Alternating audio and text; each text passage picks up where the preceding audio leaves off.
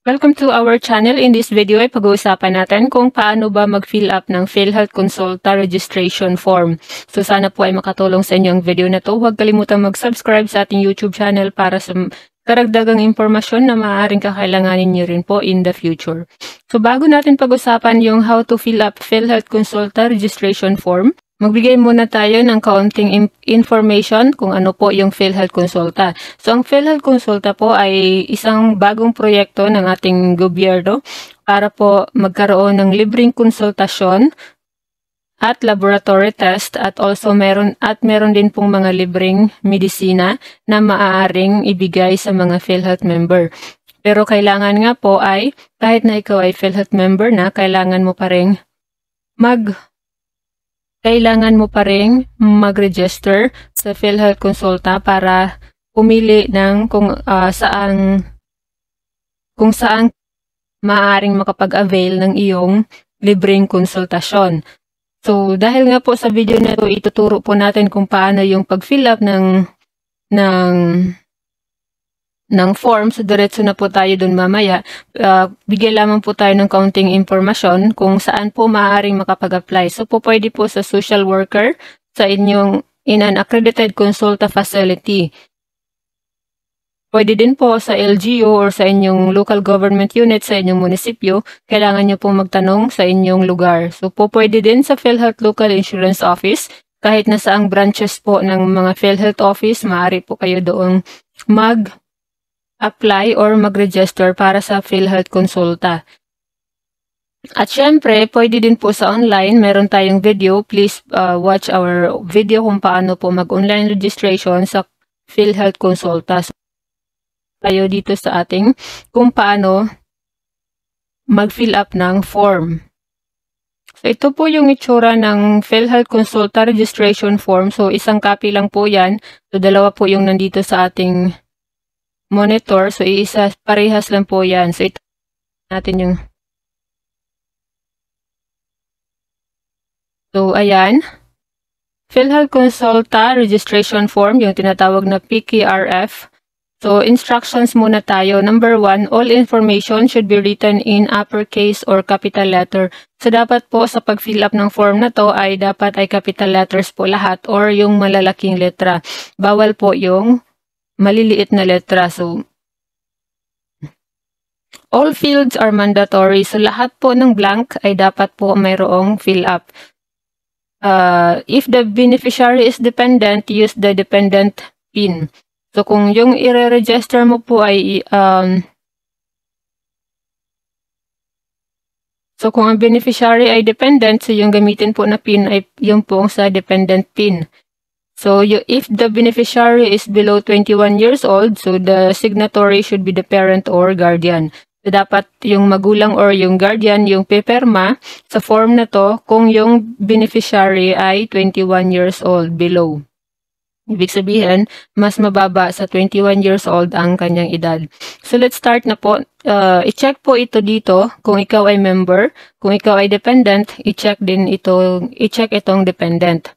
Tapos, yung PIN. So, yung PIN, yung iyong PhilHealth Identification Number na makikita sa iyong MDR or sa member data form.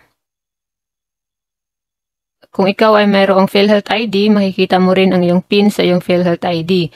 So, date. So, ito po yung format ng date. Dapat po ay nauuna yung month. Tapos, yung day at year. So, kung halimbawa, nag-fill up ka nito June 20. So, isulat dito 06. Tapos, slash. Tapos, 20. Tapos, 2024. So, full name. So, yung kumplitong pangalan. Mauuna po dito yung apelido. Dito sa last name. Sa itaas ng last name ay isulat ang apelido. Dito naman sa itaas ng first name, ang iyong pangalan. Tapos, yung middle name po dito, or yung apelyido ng iyong ina. So, dito naman sa address, so, syempre kung saan ka po nakatira, so, barangay or town, isulat mo dyan kung anong barangay ka or kung anong lungsod. So, sa municipality or city, kung saan kang municipality or syudad na nabilong, at yung probinsya mo po. So, dito yung province dyan. So, date of birth, ibig sabihin yung pitsa ng iyong kapanganakan. So, parehas lang po yung format dito sa date. Yung pagkakasulat mo dito, mauuna pa rin dapat yung buwan, tapos yung day, yung araw, tapos yung taon. So, dito naman sa contact number, dapat lagyan po ng iyong cellphone number kung mayroon. So, dapat kasi lahat ay naka-fill up. So, bawal pong mag-iwan ng walang fill up dito. So, lahat ng blank ay sulatan. So, dito piliin mo, register to a Consulta package provider or register all my declared minor dependents. So, kung magre-register ka para sa iyong sarili, so ikaw na member, ito yung i-check mo, register to a Consulta package provider. Kung ang i-register mo naman ay ang iyong mga declared dependents, halimbawa yung anak mo na below 21 years old, so ito yung i-check mo dito. So, kung nag-check ka ng member dito, so dapat, ang naka-check mo dito ay itong register to a Consulta package provider. Kung dependent yung check mo doon sa itaas, so ito din yung i-check mo dito, itong box na to. Tapos, full name. So, full name, dito isulat mo ulit ang iyong pangalan or ang pangalan ulit ng iyong dependent na i-register. So, apelyido ulit, tapos pangalan, tapos yung apelyido ng iyong ina, middle name. So, first choice KPP. So, anong ibig sabihin ng first choice KPP? So, KPP, ibig sabihin yan, Consulta package provider. So, ibig sabihin kung sino yung clinic or hospital na gusto mong doon ka magkaroon ng libreng konsulta. So, isulat mo dito first choice. So, paano ba yan hahanapin? So, kung mag-online register kayo sa inyong member portal, nandoon po yung lahat ng choices ng available na mga KPP or consulta package provider sa inyong lugar. So, kung kayo naman po ay magre-register sa inyong health center or sa public hospital, alam na po nila yan kung ano po ang dapat ninyong isulat po dito. So, kayo po ang pipili, tatanungin po nila kayo. Lalong-lalo na kung sa PhilHealth branch po kayo mag-register.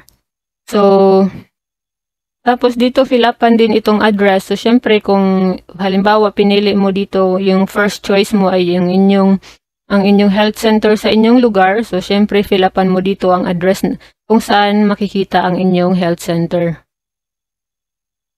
So, transfer.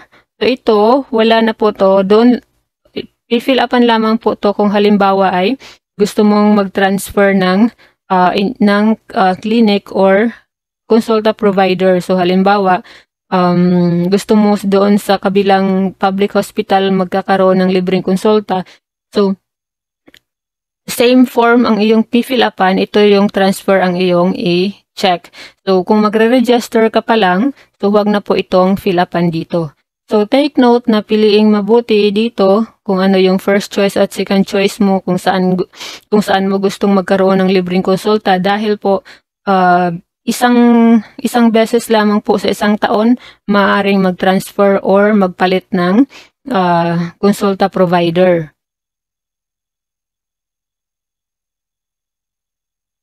So, maaaring basahin po ito at pagkatapos ay pirmahan na po dito. So, isulat muna ang iyong kumpletong pangalan in capital letters lahat. Tapos, pirmahan sa itaas. Ito naman po dito ay huwag na pong fill upan lahat ng ito dahil ang magpi-fill up po nito ay yung mga taga PhilHealth na po. Pagkatapos mong isubmit ang iyong form. So, yun lamang po sa video na to. Antabayanan po ang mga susunod nating mga video. Dapat ay nakasubscribe po kayo sa ating YouTube channel dahil ang next po natin na video ay kung ano yung mga libreng gamot at mga libreng laboratory test sa PhilHealth Consulta Program. So, good luck po sa inyong pag-a-apply. Para po sa mga karagdagang katanungan, i-comment lamang po sa ibaba ng video na to para masagot po natin.